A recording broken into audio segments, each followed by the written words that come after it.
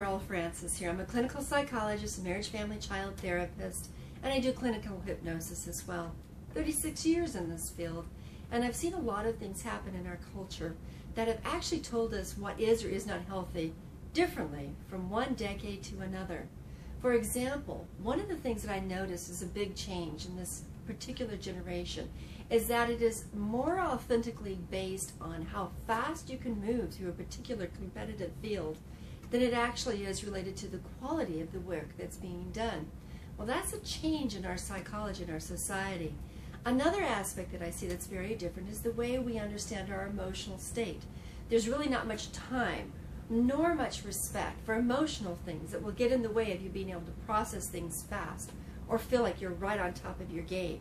So as a consequence, you have to divorce yourself from feeling depressed or anxious or even in love. The ability to be able to know how good it feels to help another person, but know that that's going to take time to help the other person, is something that's a little bit at odds with today's society of fast-paced, quick to get something done, and not necessarily to feel your own emotions. So how do you deal with how do you deal with something when you are depressed? You are depressed. Let's say someone dies, you go through a divorce, someone tells you they've fallen out of love, you have someone who has a major illness that's going to take a lot of time and money to recover from, or you yourself have something to deal with that's quite depressing, authentically depressing. So now the most authentic response you can have as a human being is to be depressed. Not happy, not giddy, not functional, not fast-paced, but depressed. Sad, worried, maudlin, demotivated, depressed, concerned, and facing mortality. So these type of emotions, transitory but related to circumstances, are authentically ways of being human. And you don't have to go run away from feeling depressed. In fact, sometimes being depressed is the most meditative and healing position that you can take. It's our society that says, ooh, don't burden me with depression and don't slow down my projects, that actually get in the way of you being human in that moment.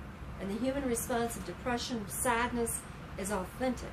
And therefore, if you authentically allow yourself to go into and pass out of that sort of circumstance with a great deal of self-respect, understanding, and compassion, you will actually be able to move to the other side of your experience with a lot greater wisdom and also the ability to get projects done that matter to you and really matter to another individual. Don't turn yourself off from you when you're going through awkward times. How about anxiety and fear? Sigmund Freud, at the turn of the century, the 1900s, which may seem so archaic to so many, did land on something that actually is being proven quite frequently by neuropsychology, neurophysiology, etc., etc. That anxiety that signals that you need to stop something, need to go away from it because it's dangerous, need to back off, need to lower your stress level, that type of anxiety is purely signal anxiety. It gives you really good information. So you want to be able to listen to your emotional state when you're stressed or anxious and be able to say, what do I need to do to alter this circumstance because I need to respond to my humanness in this moment.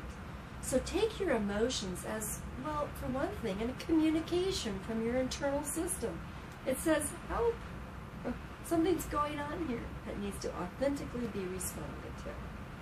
If in front of you someone had been hit by a car and was bleeding and bruised, you would know that their pain was authentic. You would know that your worry and anxiety about that person was authentic. It's so much harder to know when your emotional states are authentically saying the exact same information. Slow down, back down, be sad, be anxious. Take them as really good communication tools inside of you. Not so that you have to become dysfunctional, so that you can become functionally you and respond in a way that's going to be helpful. Taking medication, drugs, street drugs, caffeinated, cocaine-enriched, medicating yourself with pot, these things are not responding to your authentic states.